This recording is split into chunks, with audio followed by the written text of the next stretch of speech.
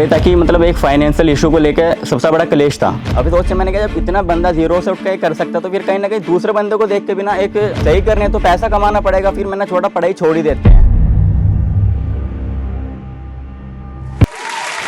सबसे पहला जो मेरी लाइफ में इम्पैक्ट पड़ा ग्रोथ एक्टिविटी की साइड से वो ये था कि मतलब एक फाइनेंशियल इशू को लेकर सबसे बड़ा क्लेश था,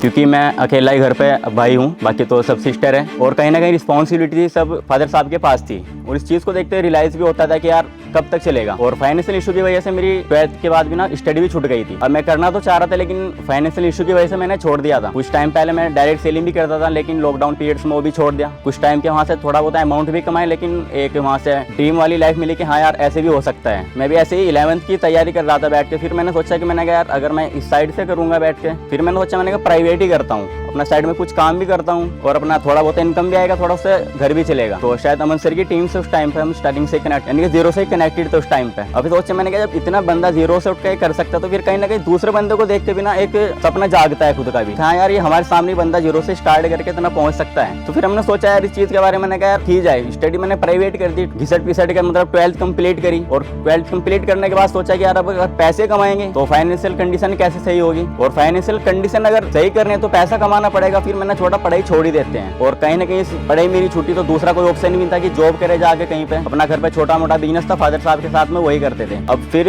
सर के साथ में ग्रोथ एक्टिविटी मैंने स्टार्ट किया, मतलब ग्रोथ एक्टिविटी कुछ टाइम पे समथिंग 3 से 4 महीने हो गए थे स्टार्ट किए हुए। हम देख रहे थे कि पहले भाई कौन कौन है, क्योंकि जो मेरे खुद के मेंटोर तो भी अदर प्लेटफॉर्म पे जा चुके थे। अब अमन सर के साथ में हम कनेक्टेड इस चीज़ को देखते मैंने यार चलो उन्होंने अपना न्यू प्लेटफॉर्म ओपन किया, वहाँ पे ट्राई करते हैं। फिर अमन सर से मेरी बात हुई, सर ने कहा भाई कुछ दिन काम करो देखते फिर इसका क्या होता है। फिर बात की काम करना स्टार्ट किया, फिर जब मेरा डैशबोर्ड 1 लाख हुआ फिर कहीं से हुआ कि यहाँ से फ्यूचर सेट हो सकता है। और उसी की वजह से आज मतलब यहीं से पैसे कमा के यहीं से अपने जो छोटे मोटे ड्रीम्स थे जैसे कि बाइक लेना, आईफोन लेना, वो सब मैंने यहीं से कंप्लीट किए। और अब तो छोटे मोटे अपने जो ड्रीम्स थे वो भी कंप्लीट हो गए। अपना एक जो बड़ा ड्रीम है घर बनाना अभी वो बाकी है और वो भी समथिंग 1 से 2 साल का टाइम लेगा, जो हमने पिछले 2-3 साल में काम किया मतलब उसके मुकाबले अचीवमेंट नहीं हो पाई।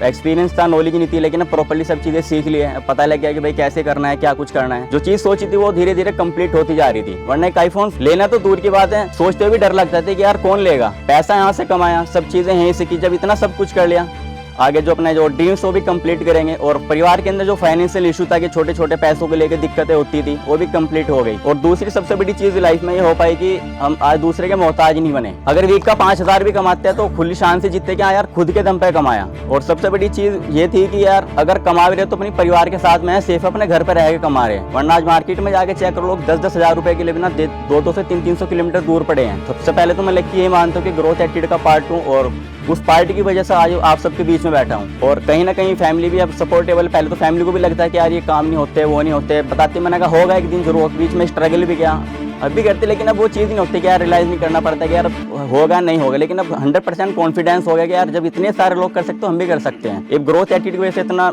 जो बड़ा क्रेडिट जाता है जो ग्रोथ एक्टिविटी को जाता है, जिसकी वजह से हमने छोटे मोटे अपने ड्रीम्स कंप्लीट किए और आने वाले जो अपने बिग ड्रीम्स है वो भी कंप्लीट करने हैं। Thank you Aman sir.